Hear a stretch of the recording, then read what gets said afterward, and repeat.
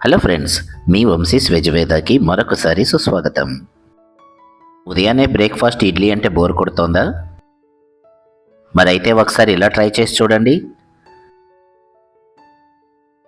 కడాయి వేడెక్కిన తర్వాత కొద్దిగా ఆయిల్, నచ్చిన వాళ్ళు గీతో కూడా తయారు చేసుకోవచ్చు. ఆయిల్ హీట్ ఎక్కిన తర్వాత తాలింపు దినుసులు,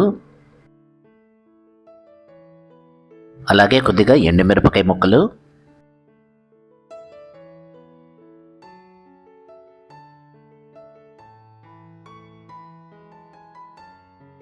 కొద్దిగా కరివేపాకు, తాలింపు దినుసులని దోరగా వేగించుకుందాం.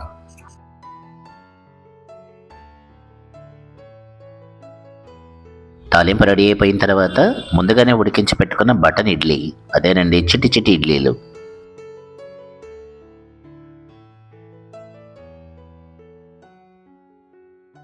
సన్నని సెగ మీద వీటిని కాసేపు కుక్ చేసుకుని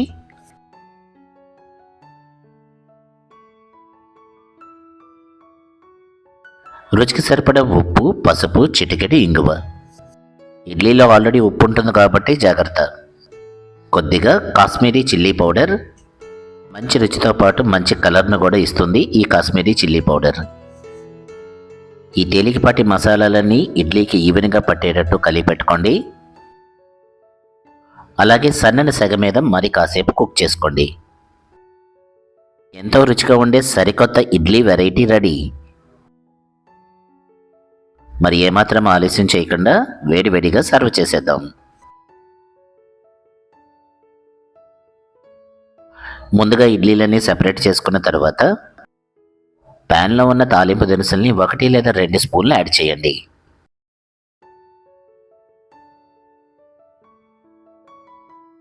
మరి ఇడ్లీకి జోడి పల్లీ చట్నీ.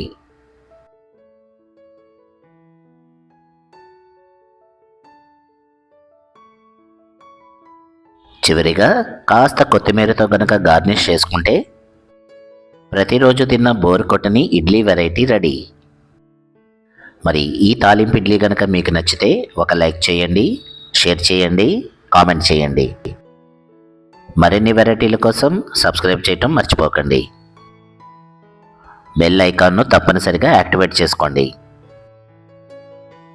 మరి ఈ రెసిపీ మీద సలహాలు, సూచనలు ఇవ్వాలనుకుంటే కామెంట్ సెక్షన్లో మీ అభిప్రాయాన్ని తెలియచేయండి.